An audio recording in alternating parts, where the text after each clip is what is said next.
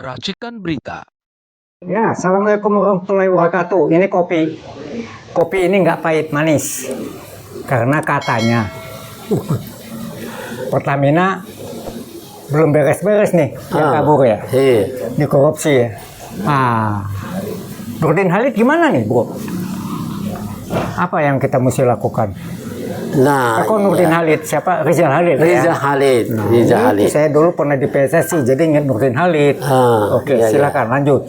Ya, Riza Halid ini cuma salah satu skrup dalam kasus korupsi Pertamina yang berjamaah ini. Salah satu skrup yaitu Riza Halid. Riza Halid dia eksportir top lah, ya. Dia punya terminal juga yang disewa oleh Pertamina dengan bermain-main. Nah, kita sudah tahu bahwa sekarang tersangkanya sudah berkembang dari dulu 9, sekarang sudah 18. Waduh. 18 tersangka ini termasuk Riza Halid. Ya. Tapi dari tersangka awal itu yang kemudian berkembang ini ya sudah terungkap dalam BAP, berita acara penyidikan ya. Ya. Berita acara penyidikan dari Kejaksaan Agung itu dulu disebut total kerugian negara dari utak-atik korupsi berjamaah ini oleh mafia minyak ini yang bekerja sama dengan pemerintah ini luar biasa, 950 triliun. Nah, tapi kemudian ketika Jaksa Agung menyebut bahwa dari semua terdakwa ini ya tersangka ini mereka menyebut diarahkan oleh Boy Thohir. Boy Thohir ini menjamin bahwa semuanya Boy aman. Thohir itu siapa ya? Boy Thohir ini abangnya Menek BUMN kita, Erick Thohir. Jadi ke situ-situ juga ya. Jadi ini permainan gila-gilaan ini, bagaimana orang swasta ikut mengatur Pertamina, ikut mengatur impor kita yang sebetulnya bisa G2G. Mereka tuh pengusaha dua-duanya. Kedua-duanya pengusaha.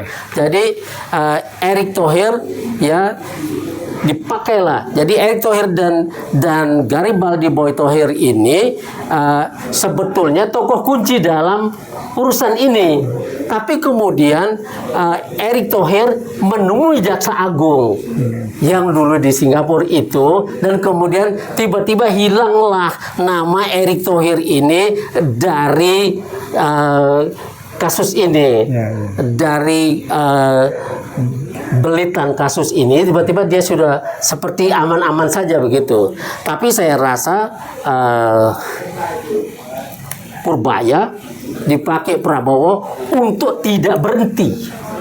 Ini akan dikejar terus. Ya, akan dikejar terus karena Purbaya sampai bilang hebat ya Pertamina ya, minyak kita sendiri kemudian diekspor ke Singapura, kemudian ya dengan harga yang ringan, kemudian kita impor lagi dengan harga mahal. Nah, ini gila-gilaan. Jadi pertanyaannya, sampai terjadi hal-hal demikian, ada apa di Republik ini? Ya, ini perjalanan kan sudah panjang ya, sudah lama. Sejak zaman siapa nih? SBY? Kalau tidak juga yang terungkap oleh kejaksaan ini, kita harus fokus.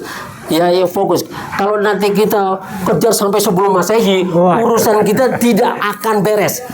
Ya, kita kejar dulu apa yang sudah dibawa oleh Jaksa Agung dari 2018 sampai 2023. Dalam 5 tahun ini kita tahu bahwa presidennya adalah Jokowi. Kalau korupsi yang termasuk yang Papa minta saham itu? Sebelum itu. Sebelum itu? Ya, yang ini sekarang ini. Kalau itu yang dulu tuh. Ya, di awal-awal Jokowi Bapak minta saham bersama Setia Novanto itu ya yang ribut kemudian hilang. Ya, dan itu bersama Luhut Binsar Panjaitan dan segala macam itu lama terpetieskan, tapi nanti harus dikejar. Sekarang fokusnya adalah 18 ya, 2018 2023, 5 tahun ini presidennya adalah Jokowi, komisaris utamanya adalah Ahok. Tidak mungkin korupsi besar-besaran ini dan berjalan secara sistematis dan terstruktur ini tidak diketahui oleh dua orang ini. Maka Jokowi dan Ahok ini bekas wakilnya Jokowi di DKI. Ya, jadi memang sudah akrab banget. Nah, ini harus ditangkap dulu. Tidak bisa tidak. Jadi Ahok harus ditangkap juga ya. Ahok dan Jokowi tangkap supaya ini clear. Ya, kalau tidak bersalah, tidak terbukti, harus dilepaskan dan diperbaiki namanya. Nah, direhabilitasi ya. Harus direhabilitasi. Sekarang semua tuduhan ke arah ini. Kemudian Boy Thohir dan Erick Thohir ini tidak bisa dibiarkan, ya, tidak bisa dibiarkan. Kemudian baru kita urusan dengan para tersangka ini yang sudah BAP-nya sudah dibuat dan mengaku diarahkan. Jadi kalau dalam dulu, Boy Thohir ditangkap nggak sekarang? Boy Thohir tidak ditangkap, Erick Thohir tidak ditangkap, Jokowi tenang-tenang saja, dan Ahok bisa berkuar-kuar sendiri. Jadi dengan versinya dia dengan versinya sendiri. Dan ini sangat baik. Kalau Jaksa Agung cerdas, tangkap Ahok. Sekarang Dia akan membongkar kalau semuanya. saya lihat Apalagi nih, kalau dia tidak terlibat, ya. Misalnya tidak terlibat, dia akan bongkar. Oke. Ya, seberapa yang bisa dibongkar oleh Ahok diperlukan oleh negara ini. Nah, 950 triliun itu tiba-tiba sudah tidak lagi dibahas, dan angka terakhir yang keluar dari Kejaksaan Agung 285,7 triliun. berkurang jadi. Berkurang, ada super diskon nih. Tapi kasusnya belum semua ya, belum semua. Karena ini terjadi kasus ini dari segala sisi. Dari mulai minyak milik kita kan punya BBM dari bumi kita sendiri itu kan ada 600 barel, 600.000 barel per hari. Itu kan duitnya juga ada. Jadi jangan mengaku-ngaku seolah-olah kita nol kemudian kita impor semua, enggak.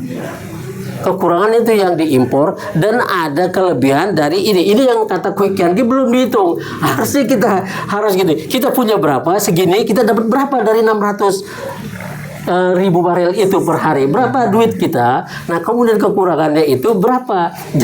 Jangan semuanya dipukul rata seolah-olah kita tidak punya apa-apa. Oke, saya dapat informasi nih dari Cina nih, bahwa yang jahat di Republik ini, dia kan dituduh bahwa dia mengkriminalisasi kita lah, masalah WOS, masalah macam-macam. Iya. Nah, terus dibilang apa? Kita nih nggak pernah sih niatnya seperti itu. Yang justru yang melakukan itu adalah penguasa dan Jokowi katanya. Yang melakukan kejahatan, yang membuat kejahatan itu. Pernah dengar nggak cerita itu? Ya, itu sudah kita dengar. Itu secara umum ketika berhadapan dengan Cina sudah menuduh Jokowi berarti kan. Ya, ini satu jalan sebetulnya buat KPK kalau KPK itu masih hidup. Karena dalam urusan pertamanya itu Karyoto itu ikut terlibat dalam urusan dalam masalah ini. Ya, itu dapat setoran 25 miliar setiap bulan. Setiap bulan. Erick Thohir dan Boy Thohir 50 miliar setiap bulan. Itulah pengakuan para tersangka ini. Jadi ini jalan yang bagus untuk mengejar ya. Kita lihat nama-nama tersangka ini mengerikan. Kita lihat ya. 9 tersangka baru ini yang dulu itu kita sudah tinggal dibuka di file lama ya. Alfian Nasution. Ya, Vice President Supply dan Distribusi PT Pertamina Persero. Ini dia menjabat di sini dari 2011 sampai 2018. Dari 2011 sampai 2015 ya. Kemudian Hanung Budia Yuktianta, Direktur Pemasaran dan Niaga Pertamina Persero, tahun 2014 dia menjabat ini ya. Kemudian Toto Nugroho selaku SVP Integrated Supply Chain. Coba lihat semuanya 2017 sampai 2018 ya. Kan mengerikan kita ketemu orang-orang ini dengan enaknya saja.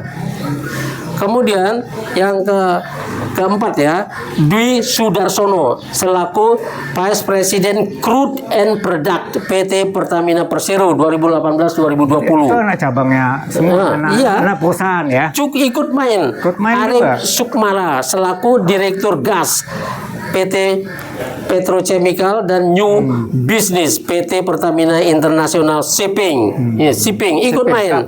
kapal. Arif Sukmara. Kemudian yang keenam Hasto Wibowo SVV Integrated Supply Chain tahun 2018-2020. Serem kita melihat yang kayak gini nih. Kemudian yang ketujuh Martin Hendranata Business Development Managers PT Trafigura 2019-2021. Ya, kemudian Indra Putra Harsono Business Development Manager PT Mahameru Kencana Abadi. Ya, kemudian Muhammad Riza Khalid. Nah, jadi dia satu skrup dari permainan besar ini. Yang belum ketangkap siapa aja tuh? Riza Khalid sudah didatangi ke rumahnya, tapi tidak ada. Kita tidak tahu sekarang di mana. Tapi sangat gampang karena Jangan dalam baka aja. anaknya sudah ditangkap. Iya, jadi ini sebagai owner PT Orbit Terminal Merak. Jadi dia yang menyewakan ini. Jadi dibuat seolah-olah diperlukan nyewa terminal, ya. Kemudian dimaafkanlah biaya itu. Kemudian biaya dari membawa minyak ya dibikin supaya dibenangkan oleh perusahaan yang berafiliasi dengan orang-orang ini ya dari Afrika ke sini. Jadi di segala ini kemudian ada blending ya, mengimpor RON 90 dijual sebagai RON 92 setelah dikocok-kocok dengan RON 88. Nah, kemudian dijual sebagai Pertamax. Dan ini 193 triliun kerugian negara gara-gara ini. Nah, kalau ini tidak dikejar, maka negara ini akan bangkrut dengan cara-cara seperti ini. Jadi negara ini seperti kata kawan kita Imir Siregar itu, negara ini rusak bukan oleh ulahnya tukang ojek dan supir bajai, tapi oleh orang-orang dari perguruan tinggi ini yang ketika didekati oleh modal, oleh uang, dia bisa sejahat apapun, lebih jahat dari monster. Saudara-saudara sekalian, kita berharap Kejaksaan Agung jangan kasih super diskon. Ambillah dari atas itu, dari mulai Jokowi, Ahok sebagai Komut Pertamina saat itu, Jokowi Presiden saat itu, kemudian Erick Thohir sebagai Menek BUMN yang membawahi Pertamina. Pertamina ini BUMN, ya. Kemudian Boy Thohir kenapa bisa begitu berkuasa? Dan ini karena korupsi begitu hebatnya dan negara dalam keadaan bangkrut seperti ini, ada yang memakan dan kemudian mengaku harus negara melakukan subsidi dimakan oleh orang-orang ini. Kayaknya negara dalam negara ini negara dalam negara karena itu kalau mereka ini memang bukan ya, kalau dia orang Indonesia dia supersip orang-orang ini menghancurkan negaranya sendiri, hukumannya hukuman mati. Jadi masa depan institut dan UI Watch Plus merelakan orang-orang ini dihukum berat, dihukum mati oleh pemerintah supaya kejahatan seperti ini tidak terulang lagi. Begitu, Bang. Oke. Terima kasih Bung Isa Rafiq, Direktur Eksekutif Masa Depan Institut. Tetap Institut ya. Tetap bersama kami UI Watch Plus. Mungkin apa yang disampaikan Bung Rafiq bisa membuat keberanian daripada penegak hukum kita. Nah, ini polisi juga udah diobok-obok. Ya. Saya rasa demikian. Terima kasih. Assalamualaikum warahmatullahi wabarakatuh. Waalaikumsalam warahmatullahi wabarakatuh. Veritas Probitas Justisia.